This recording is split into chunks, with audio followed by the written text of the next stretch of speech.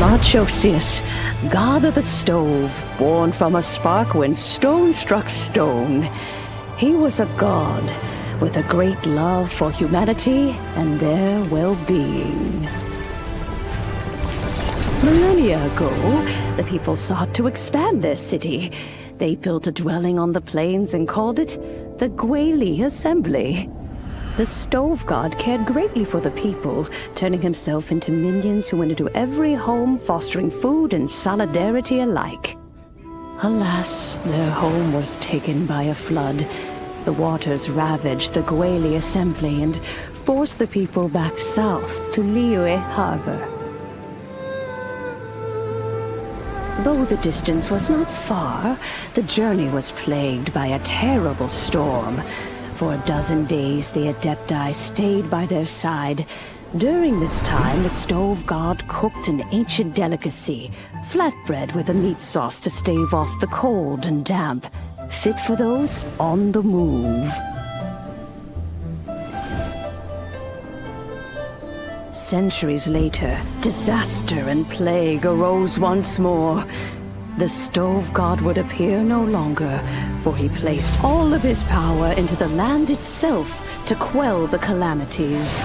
His power expended, and his wits greatly reduced. Thus his body decreased in size.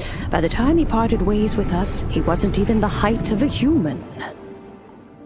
He told Rex Lapis and I of the dishes that bring joy and of the secrets of the flame, then went into the mountains and entered into a long slumber.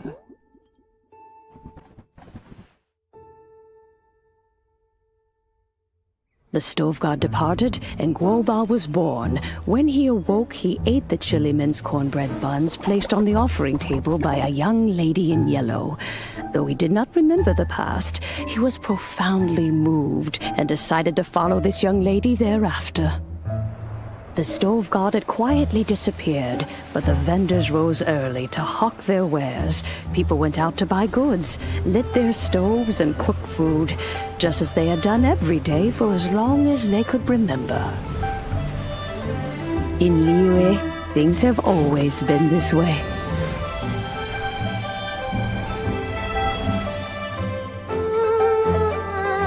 Nature provides, the mountains rejoice. We are blessed by heaven's good grace. Years have gone by. The world has transformed, but our way of life survives.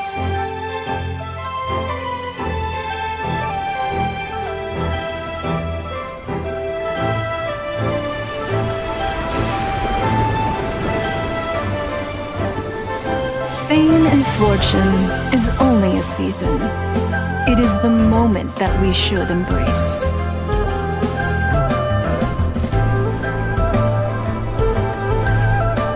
Past meets present. Heritage becomes legacy.